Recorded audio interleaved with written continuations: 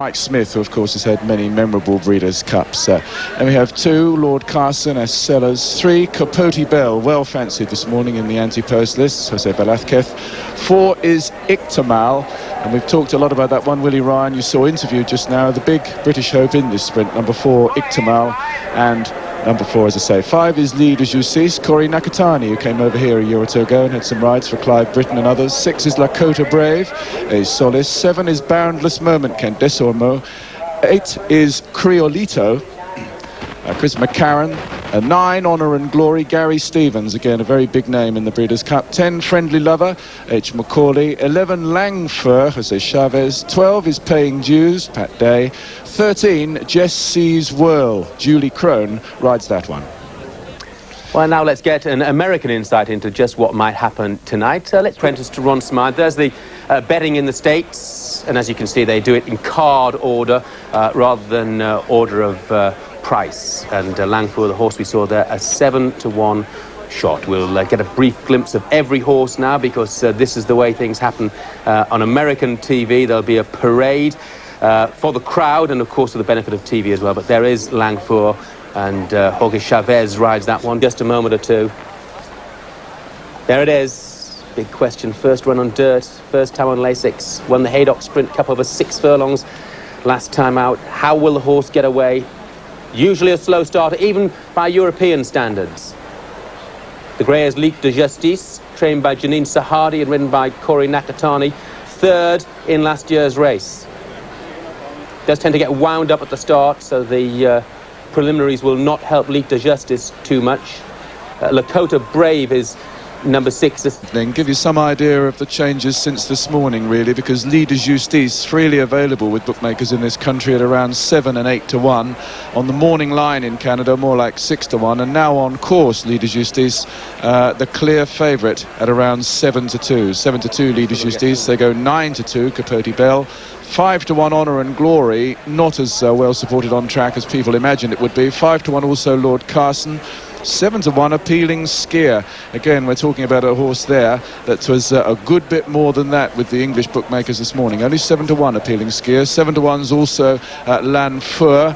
Roughly 13-to-1 Criolito at the moment. The British challenger Ictamal, 20s on the morning line. 18-to-1 or thereabouts on course at present. 22-to-1 Lakota Brave on the drift all the time. 29-to-1 Paying Dues, and Boundless Moment. Fit in a price for you there for Jesse's Whirl in just a moment. That was an anticipated reserve. It does run, and the rank outsider at present, Friendly Lover, at around 65-to-1.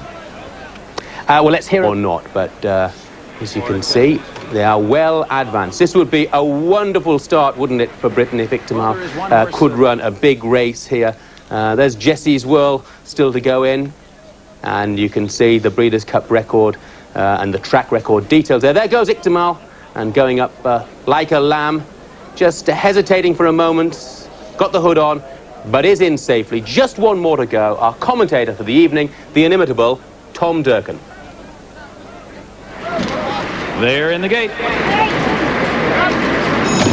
And they're off in the sprint.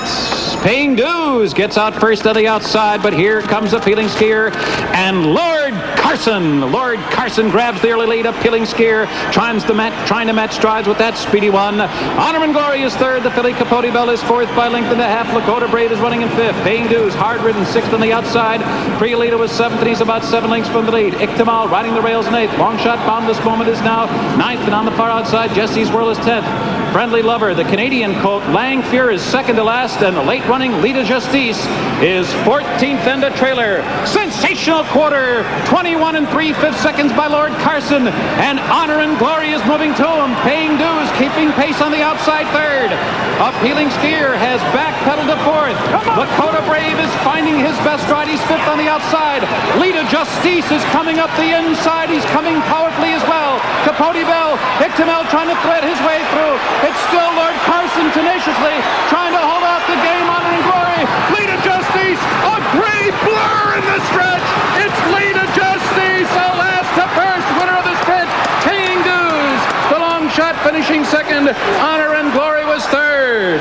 And a jubilant Corey Nakatani riding the rails the whole way. The pace set up very well. 21 and 3, 44 flat. And he tied a track record that has not been passed here in 23 years. 108 and 3. Janine Saadi, happy about that.